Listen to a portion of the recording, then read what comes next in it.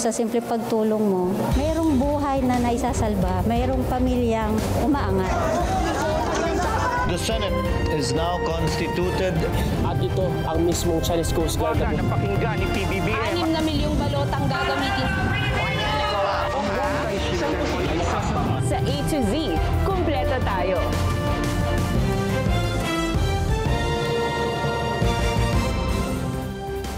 Luzon, Visayas, Mindanao at buong mundo.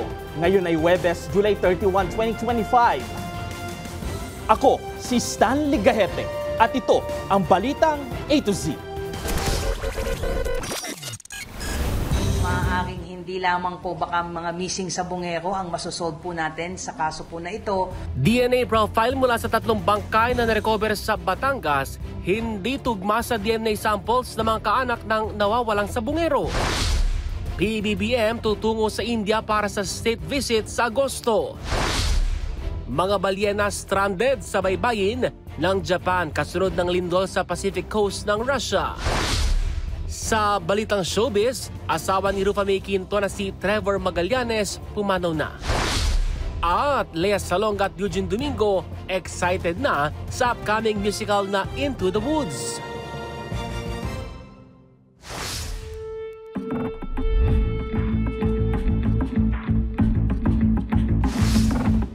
Magandang gabi.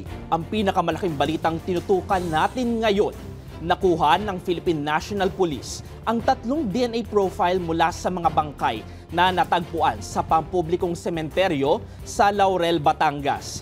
Ayon kay PNP spokesperson Jean Fajardo, nakuha ang DNA profile sa 2 lalaki at 1 babae. Isa sa ilalim ang mga ito sa DNA testing at cross-matching sa 34 na nawawalang sabungero at iba pang missing persons. Hinikayat naman ng PNP ang mga pamilya na may nawawalang kamag-anak na makipag-ugnayan sa pinakamalapit na presinto para sa posibleng pagtutugma ng DNA. Samantala, bigong makuha ang DNA profile ng mga butong na-recover sa Taal Lake dahil sa matagal ng pagkakalubog sa tubig at kontaminasyon. Maaaring hindi lamang po baka mga missing sa bungero ang masosolve po natin sa kaso po na ito. So for those na family, members of the family na may mga nawalang kaanak po, they can coordinate doon po sa pagkamilapit na stasyon po para makuhanan po sila ng DNA test para po baka sakali po may mag-match po dito sa mga nakuha po. Kinumpirma ng PNP na naaresto sa ibang bansa ang 2 kapatid ng whistleblower na si Julie Patidongan kaugnay sa pagkawala ng ilang sabungero. Naibalik na sa bansa sina Ella Kim at Jose Patidongan nitong July 22. Ayon kay PNP spokesperson Jean Fajardo, tahimik ang operasyon para matiyak ang huli ng 2 na itinuturing na missing link sa kaso. May warrant of arrest sa kasong robbery si Jose habang sinampahan na ng kaso sa paggamit ng peking pangalan sa passport si Ella Kim. Giit ng PNP, legal strategy ito at para hindi masampahan ng arbitrary detention ang mga operatiba. Sa kabila nito, pareho namang nagpahayag ng kagustuhang makipagtulungan ang 2 sospek at maaaring maging susi ang kanilang salaysay sa pagresolba ng kaso. Samantala, itinanggi ng Philippine National Police na tinanggal bilang CIDG Chief si General Romeo Macapas dahil sa kanyang paghawak sa kaso ng nawawalang mga sabungero. Siniguro naman ng bagong CIDG Chief General na si Christopher Abrahano na magpapatuloy ang investigasyon sa kaso. May balitang A to Z, si Kim Salinas. Pinalitan na bilang hepe ng Criminal Investigation and Detection Group si Police Brigadier General Romeo Macapas na siyang nanguna sa investigasyon ng mga nawawalang sabungero.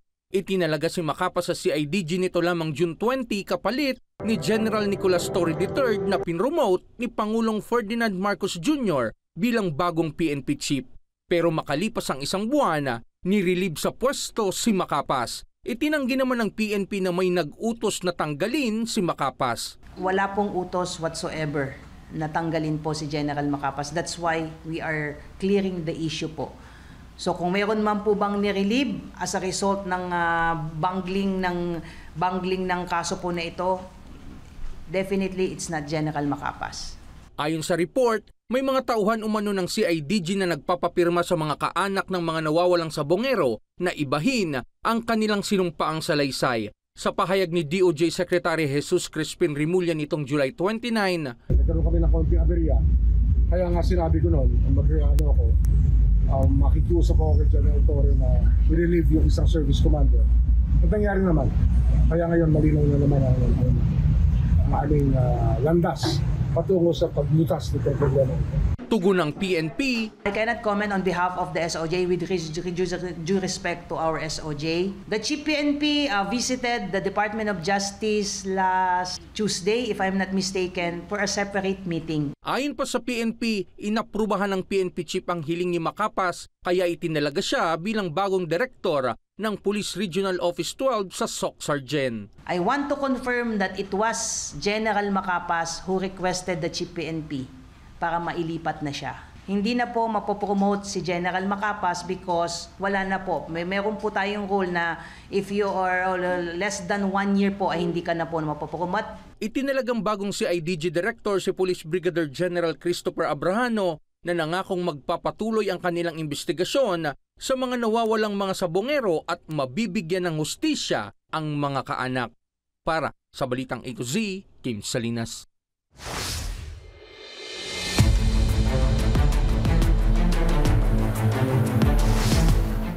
Maglalabas ng resolusyon ng ilang senador sa August 6 para pagdesisyonan kung paano uusad ang impeachment case laban kay Vice President Sara Duterte. Ayon kay Senator Risa Hontiveros, kasama sa resolusyon ang mga payo ng mga dating maestrado. May Balitang A to Z, si Ace Cruz.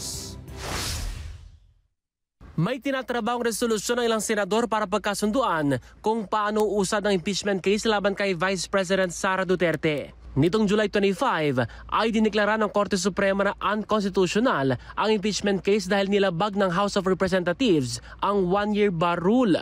Ayon kay Senate Deputy Minority Leader Risa Hontiveros, 4 na silang mga senador na pumirma sa resolusyon at inaasahan niyang may iba pang mga senador na susunod. Nagre-refer sa mga payo, mga gabay na mga dating justices kung ano yung pinapayo nila sa amin na mga mambabatas at kung paano sa tingin nila tamang i-address namin yung Korte Suprema. Kumpiyansa pa rin si Hontiveros na uusad ang pag-uusig sa Vice-Presidente.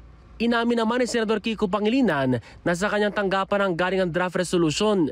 Bukod kina Pangilinan at Hontiveros, lumagda na rin sa resolusyon sina Minority Leader Tito Soto at Senador Bam Aquino. Sa August 6 plano ilatag ng mga senador ang resolusyon. Maghanap ng pagbabalanse o harmonization sa pagitan ng pagrespeto sa Korte Suprema, pagtaguyod sa mga responsibilidad namin bilang Senado at pagtupad sa aming mga obligasyon sa ating mga mamamayan. At sakali namang ihirit ng mga Duterte alay sa Senado na ibasura na ng tuluyan ang impeachment complaint laban sa Vice-Presidente.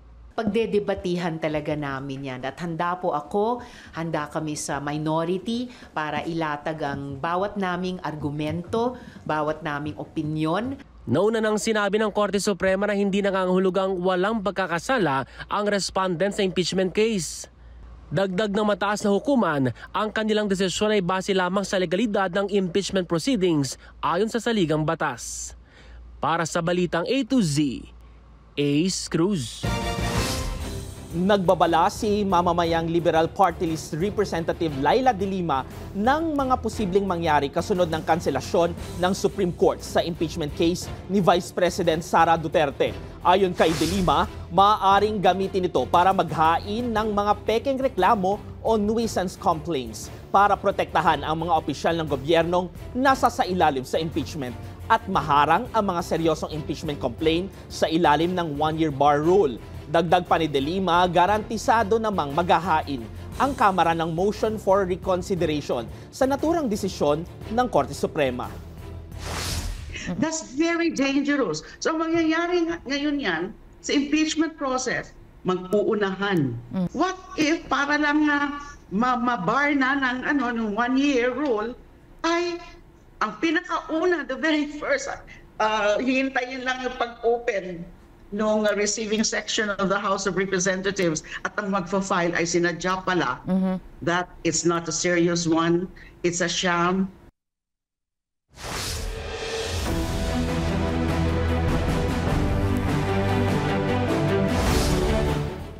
Matapos ang nakaraang US state visit, nakatakdang bumisita si Pangulong Ferdinand Bongbong Marcos Jr. sa India ngayong Agosto. Inibitahan si Marcos Jr. ni Prime Minister Narendra Modi kasabay ng pagdiriwang ng ika-75 taon ng diplomatikong ugnayan ng Pilipinas at India.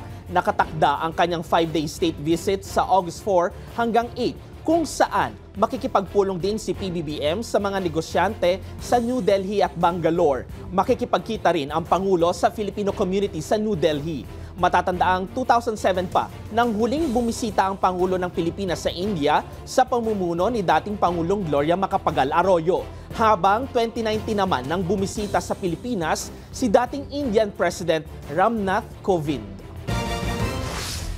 Itinalaga ni Pangulong Ferdinand Marcos Jr. si Lieutenant General Antonio Navarrete bilang bagong Commanding General ng Philippine Army kapalit ni Lieutenant General Roy Galido na nagretiro na. Isinagawa ang change of command ceremony sa Fort Andres Bonifacio, Taguig City, kung saan binigyang pugay din ni Marcos si Galido sa pamamagitan ng Presidential Legion of Honor Award. Inatasan ni PBBM si Navarrete na pangunahan ang direksyon ng bansa sa panahon na tumataas ang global geopolitical tension. Prioridad naman ni Navarrete ang human capital development na layong palakasin ang kanilang hanay. Kapwa miyembro ng PMA Big Kislahi Class of 1990, sina Galido at Navarrete na dating Western Mindanao Command Chief at 6th Infantry Division Commander. Good news po para sa mga pensyonado ng SSS. Magpapatupad ang Social Security System ng taunang 10% pension increase para sa retirement at disability pensioners simula September 2025 hanggang taong 2027. Ayon sa SSS, mahigit 3.8 milyong pensioners ang makikinabang dito, kasama ang 1.2 milyong survivor pensioners na may 5% increase taon-taon. Ito ang kauna-unahang multi-year pension hike sa halos 70 taong kasaysayan ng SSS na layong bawasan ang epekto ng inflation at pag-ibayuhin ang purchasing power o kakayahang bumili ng mga pensyonado. Habang tiniyak naman ng SSS na nananatiling matibay ang pondo ng ahensya at hindi kailangan ng dagdag na kontribusyon para maipatupad ito. Sa 3 taon, aabot sa 33% ang kabuang itinaas ng pensyon para sa retirement at disability at 16% naman sa survivor pensioners.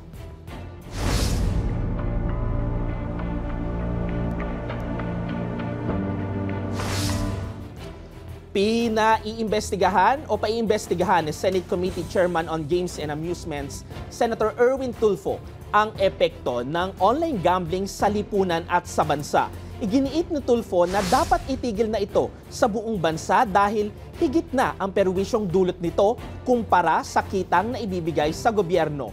Iimbitahan niya ang PAGCOR, Department of Finance, mga e-wallet companies at social media platforms sa pagdinig para makita ang kanilang panig.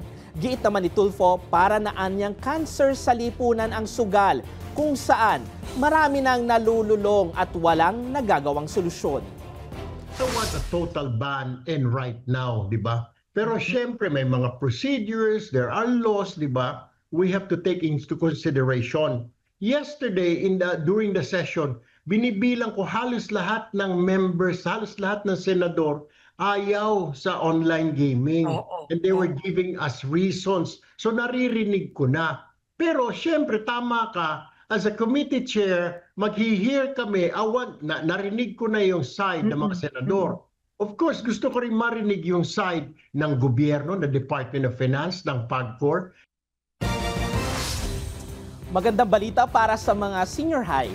Ipinaliwanag ng Technical Education and Skills Development Authority o TESDA na 4 sa bawat 5 kumpanya sa bansa ang bukas at handang mag-hire ng senior high school graduates basta may TESDA Skills Certification. Sa post-SONA discussion sa San Juan, sinabi ni TESDA Chief Kiko Benitez na nasa 175,000 na senior high school graduates ang nabigyan ng NC2 at NC3 certificates. Lalong pinaiigting ng TESDA ang assessment at training programs nito para tugunan ang skills mismatch at tulungan ang mga kabataang makahanap agad ng trabaho. Iginiit din ng ahensya na layo nitong makatulong sa Labor Department na mas mapalakas pa ang ekonomiya at trabaho sa bansa. Samantala, nilinaw naman ni DepEd Secretary Sani Angara na walang pagbabago sa implementasyon ng K-12 sa kabila ng mga batikos.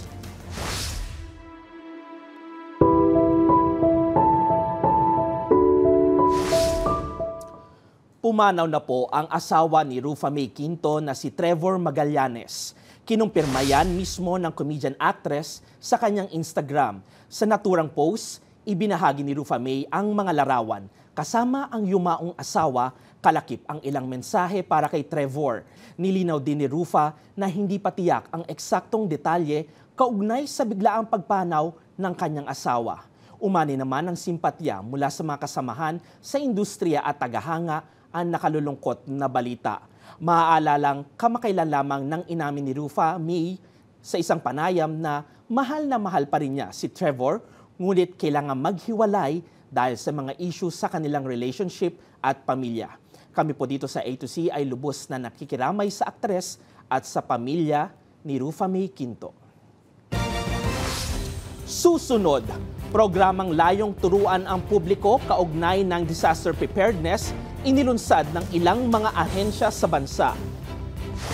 At mga balyena nagsulputan sa baybaying dagat ng Japan matapos ang lindol sa Russia. Ang may init na balitang yan, wag na wag bibitawan sa pagbabalik ng Balitang A to Z.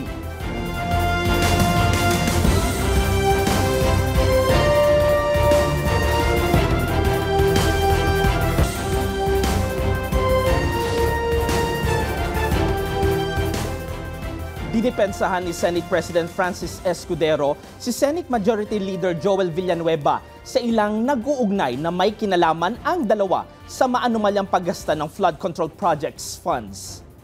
Giit ni Escudero, kinatawan ng Sibak Party List si Villanueva nang mapabilang sa Kongreso kung saan pagsugpo sa korupsyon ang pangunahing layunin, kaya't kabaligtaran anya kung makikisali ang mambabatas sa pagnanakaw ng kabayan ng bayan.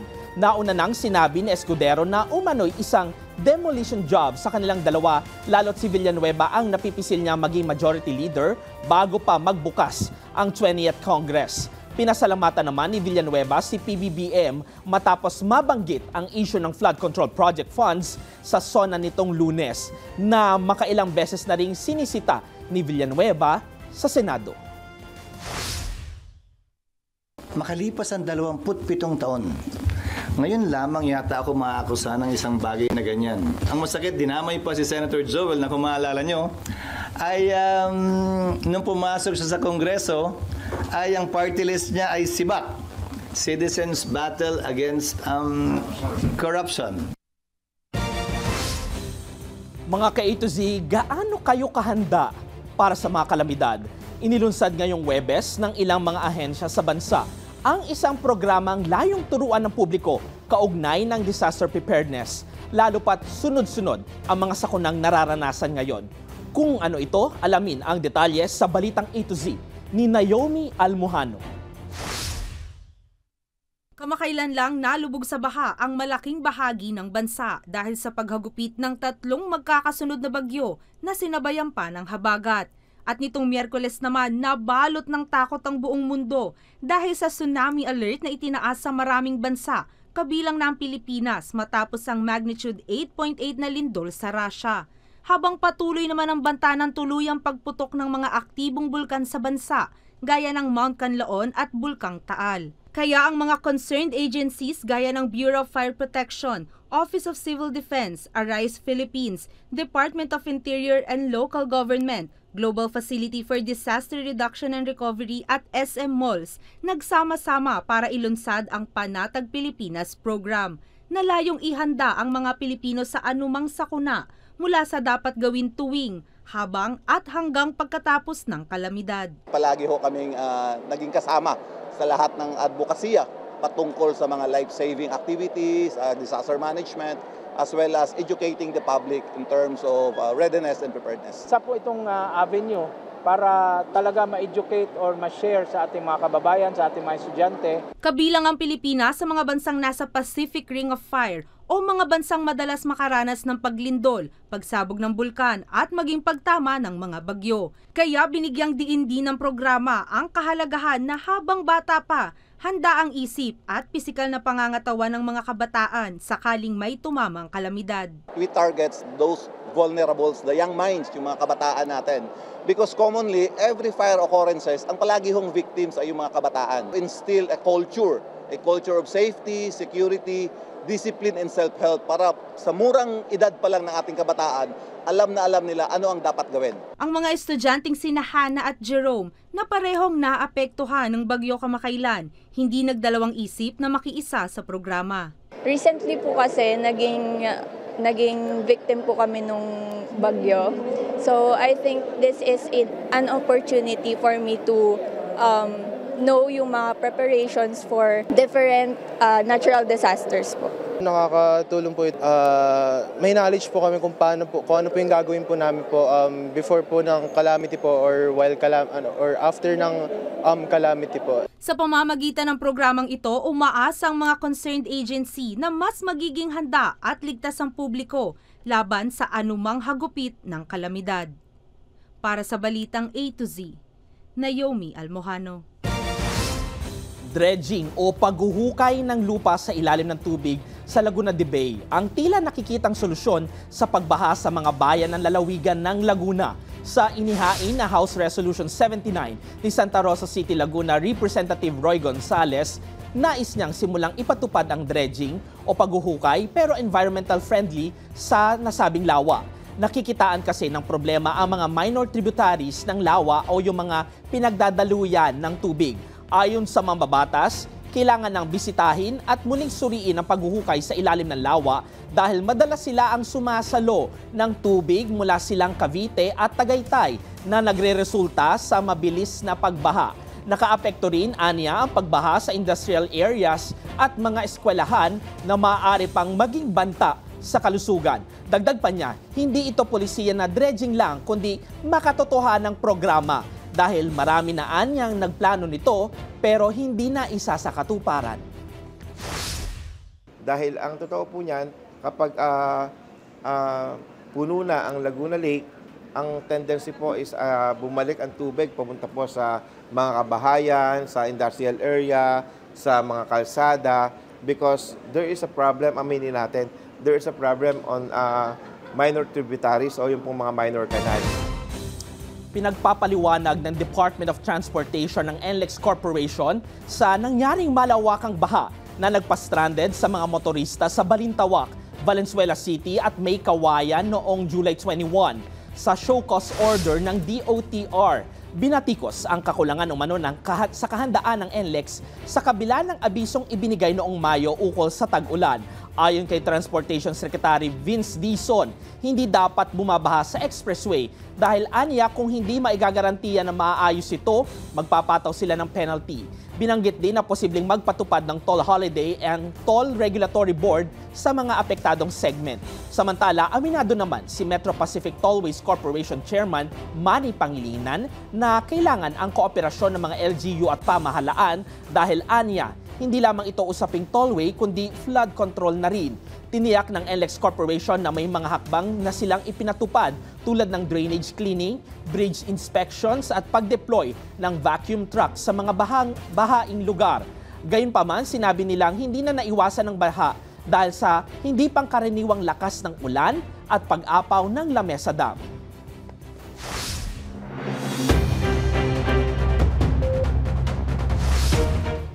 Palalawakin na ng Department of Agriculture ang programang 20 pesos na kada kilo ng bigas simula August 13 sa mga piling lugar sa Region 2 at 3. Ayon kay DA Deputy Spokesperson Assistant Secretary Joycel Panilio, kasama na sa benepisyaryo ang mga magsasaka at middle-income families. 18 billion pesos mula sa budget ng DA ang ilalaan sa programa na sisimulan sa 18 sites sa tulong ng NFA Warehouse. Ito'y kasunod ng panibagong pagtitiwalang ipinahayag ni Pangulong Ferdinand Marcos Jr. na ibaba ang presyo ng bigas sa 20 pesos kada kilo at mas palawakin pa ang programa sa buong bansa. Sa ngayon, nakikinabang sa 20 pesos kada kilo ng bigas ang mga PWD, solo parents, senior citizens at 4-piece beneficiaries, ngunit inalmahan ito ng mga magsasaka dahil pinabababa umano ng mga traders ang presyo ng palay. Nasabat ng Bureau of Customs ang mahigit 40 milyong pisong halaga ng misdeclared na vape products at ibang regulated goods sa Manila International Container Port.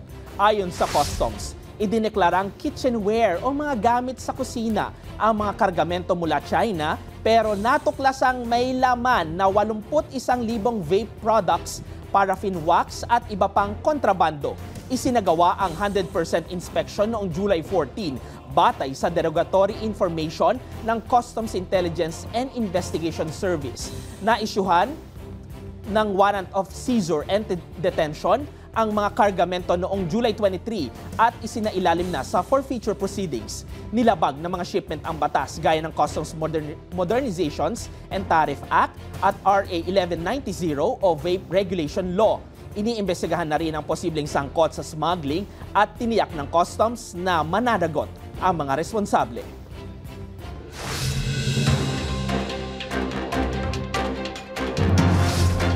Mas pinalawak na ng Department of Migrant Workers ang serbisyo sa kauna-unahang OFW hospital sa Pampanga. Kabilang sa bagong serbisyo ang ultrasound, CT scan, mobile x-ray, 2D echo, treadmill stress test, pulmonary function test, at iba pang advanced na lab exams at gamot sa butika.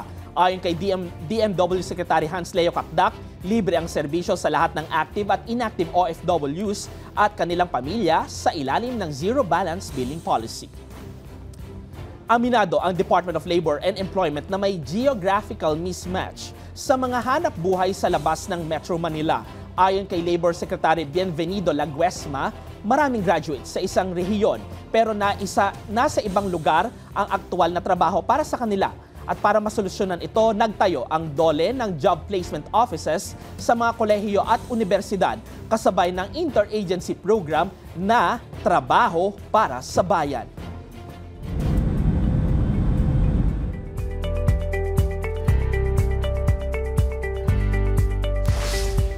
Stranded ang 4 na balyena sa baybayin ng Tateyama City, Japan nitong Miyerkules, July 30, kasunod ng malakas na 8.8 magnitude na lindol sa Pacific Coast ng Russia.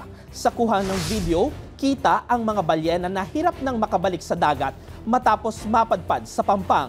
Matatandaang nagbigay ng babala ng possible tsunami ang mga otoridad sa buong Pacific region dahil sa nasabing lindol.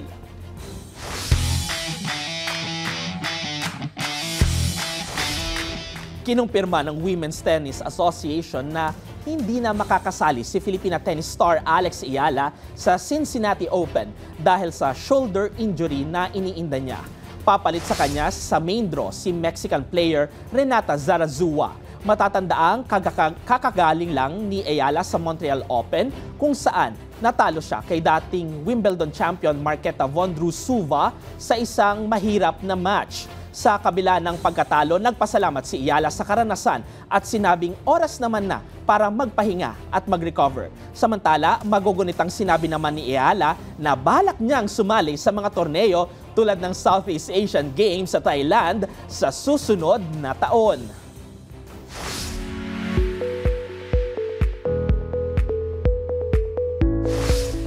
Kasabay ng tumataas na presyo ng bilihin, isabay pa ang taas ng singil ng kuryente, malaking tulong ngayon ang mga solar panel. Bilang bahagi ng kontribusyon sa environmental sustainability at corporate resilience ng isang malaki at kilalang mall sa Fairview, Quezon City, inilunsad nila noong July 24 ang pinakamalaking rooftop solar photovoltaic system sa isang commercial building. Mayroong 3.785 megawatt peak power capacity ang solar panel system na kayang supplyan ng 11% ng annual energy consumption ng mall. Katumbas din ito ng pagpapagana sa 44 na escalators at lahat ng ilaw ng mall hanggang 2.5 taon. At ang maganda pa rito, nakatutulong ito sa pagbabawas ng carbon dioxide emission sa atmosphere. Umaasa ang naturang mall na pagsapit ng 2040, tuluyan ang mababawasan ng malaki ang kanilang total carbon footprint. Sa aming pagbabalik, Lea Salonga at Eugene Domingo excited na sa upcoming musical na Into the Woods. Abangan ang lahat ng yan sa pagbabalik ng Balitang A to Z.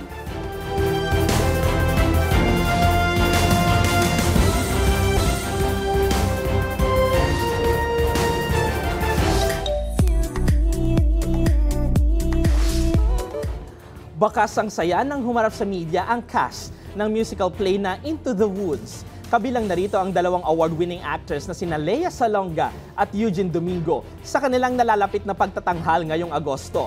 Ang exciting na detalye sa Balitang A to Z Showbiz ni Ling Garcia.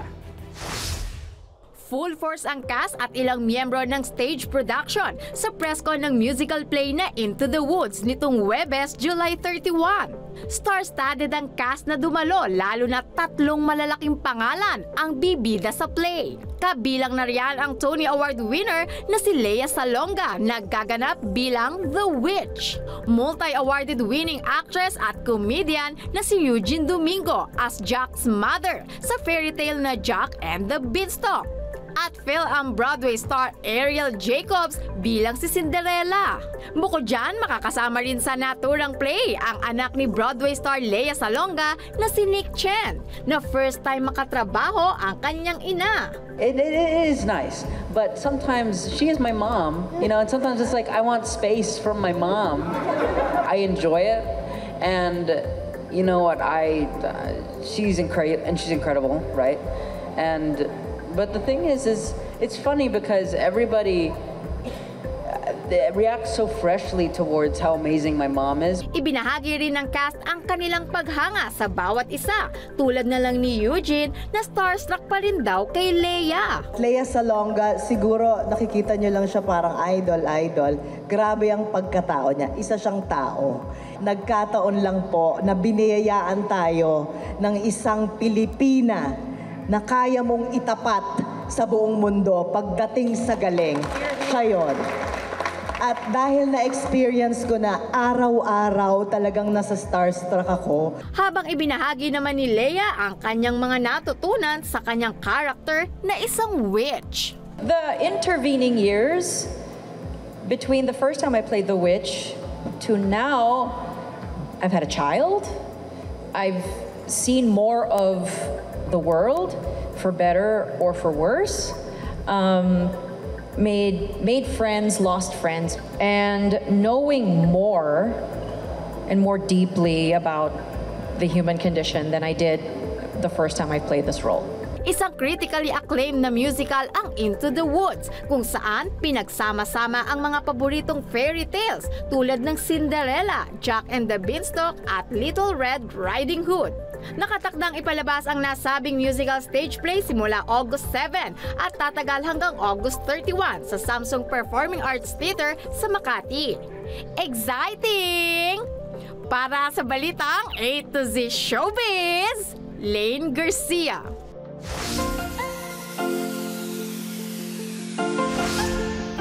Sa tahimik at madilim na gabi kung saan payapa na ang lahat, magugulat ka rin ba kung may hindi maipaliwanag na gumagalaw papunta sa'yo? Narito at panoorin.